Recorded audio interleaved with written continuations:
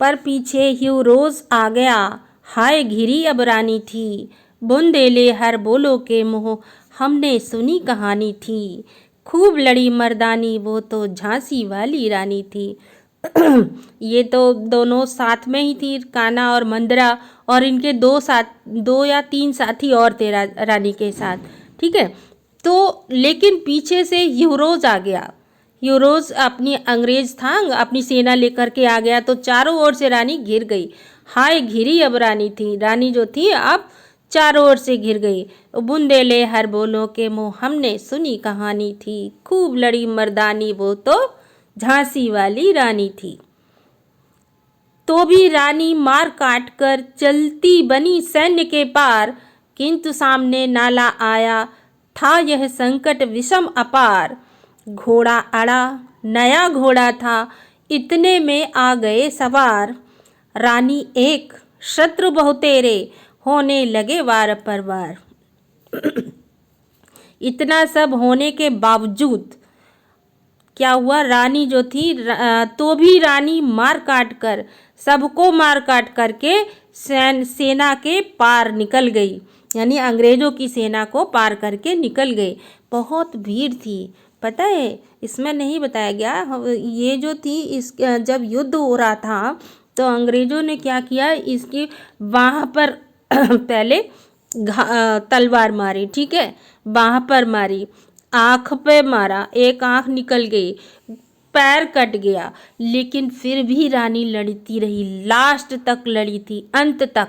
इतना वीर पुरुषों में नहीं मिलेगा तो स्त्रियों में तो संभव ही नहीं है। स्त्रियों में भी बहुत वीर रानियाँ वीरांगनाएं हुई हैं हमारे देश में, पर रानी लक्ष्मीबाई का तो बहुत ज़्यादा वो है, ठीक है। तो आगे बढ़ते, किंतु सामने नाला आया था यह संकट विषम अपार।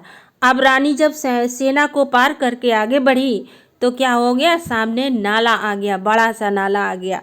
अब ये रानी के सामने बहुत बड़ा संकट था। क्यों? क्योंकि घोड़ा अड़ा, नया घोड़ा था, इतने में आ गए सवार। रानी का जो घोड़ा था वो बहुत 100 मील निरंतर पार करके, आगे हमने पढ़ाया था आपको, 100 मील निरंतर पार करके पहुंचा था वहाँ ग्वालियर, ठीक है। तो वहाँ पर क्या हो गया, वो फिर गिर गया था, मर गया था। तो नया घोड़ा लिया रानी ने।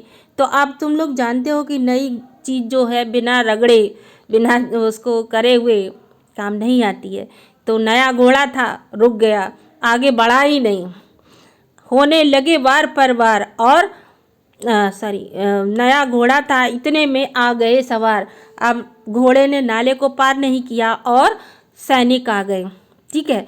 फिर क्या हुआ, रानी एक शत्रु बहुतेरे, अब रानी अकेली रह गई थी, क्योंकि कान्हा और मंदरा भी मारी गई, और उनके जो साथी थे 2-3, बहादुर शाह और दो लोग और थे, ठीक है, तो वो मारे गए। तो फिर ये अकेली रह गई थी। तो रानी एक शत्रु बहुतेरे, शत्रु बहुत सारे हो गए, तो उनके बीच में एक घिर गई।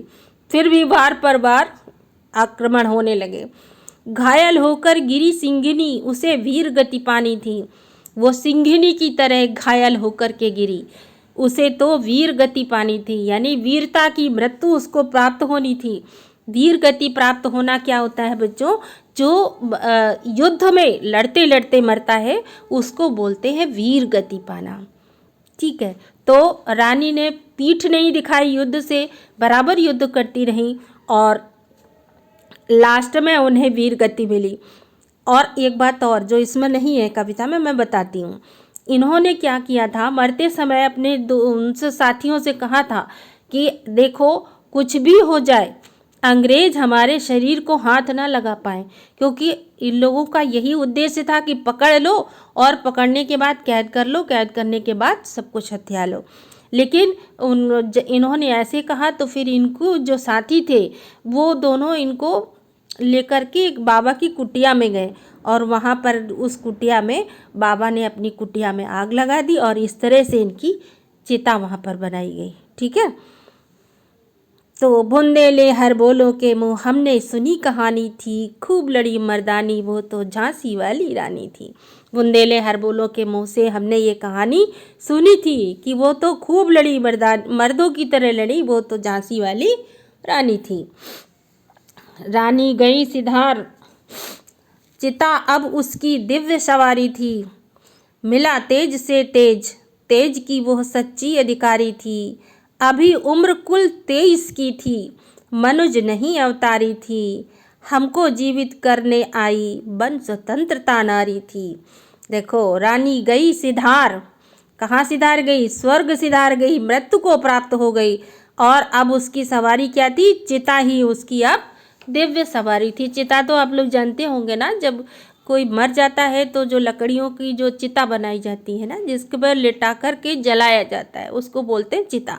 तो चिता ही उसकी अब अलौकिक सवारी थी। मिला तेज से तेज, एक तेज रानी का और दूसरा अग्नि का तेज। वो तेज से तेज मिल गया और वो वास्तव में उस तेज की सच्ची अधिकारी थी।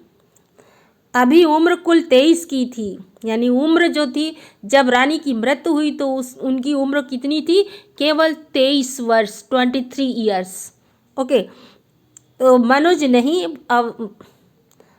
नहीं अवतारी थी, वो मनुष्य नहीं, वो स्वतंत्रता की देवी थी, स्वतंत्रता की अवतारी थी। हमको जीवित करने आई बन स्वतंत्रता नारी थी। वो हमको जीवित करने के लिए आई, अर्थात ये जो हमारे देश में गुलामी की जो बेड़ियाँ जकड़ी हुई थी, उनसे हमको दूर करने के लिए आई थी। और उसी ने ये स्वतंत्रता की शुरुआत की थी। ठीक है, तो दिखा गई पथ, सिखा गई हमको जो सीख सिखानी थी। वो मृत्यु को तो प्राप्त हो गई, लेकिन हमें रास्ता दिखा गई। किसका रास्ता? हमें स्वतंत्रता प्राप्त करने का रास्ता सिखा गई हमको जो सीख सिखानी थी। और रानी मरते मरते जो सीख उसे हमें सिखानी थी वो हमें सिखा गई। हमको जीवित करने आई बन स्वतंत्रता नारी थी। वो हमको स्वतंत्रता की नारी बनकर, स्वतंत्रता की देवी बनकर के हमको जीवित करने के लिए आई थी। क्योंकि जब हम गुलाम थे तो हम अंग्रेज़ों के बिल्कुल गुलामों की तरह हम लोगों का जीवन था। यहाँ तक कि हम लोगों को अच्छी नौकरियां नहीं मिलती थी, हमें सड़क पर चलने का अधिकार नहीं था। एक टाइम के बाद लेडीज़ जो स्त्रियां होती थी वो सड़क के नीचे ही चला करती थी, पुरुषों को कोई हक नहीं था। हर तरह से हमको अंग्रेज़ों ने गुलाम बना रखा था। तो इन सब से जो हमें सीख सिखानी थी वो हमें सीख दे करके रानी लक्ष्मीबाई गई। तो बुंदेले हर बोलों के मुँह हमने सुनी कहानी थी, खूब लड़ी मर्दानी वो तो झांसी वाली रानी थी। That's all. तो ये चैप्टर आपका ख़त्म हुआ। अब इसके वर्ड मीनिंग और क्वेश्चन आंसर मैं आपको भेजूंगी, लेकिन अभी आपके लिए इतना ही है। ये चैप्टर मज़ा आया? जैसा हो आप पूरा अच्छे से देखना और फिर हमें डाउट सेशन में क्लियर करना। ओके।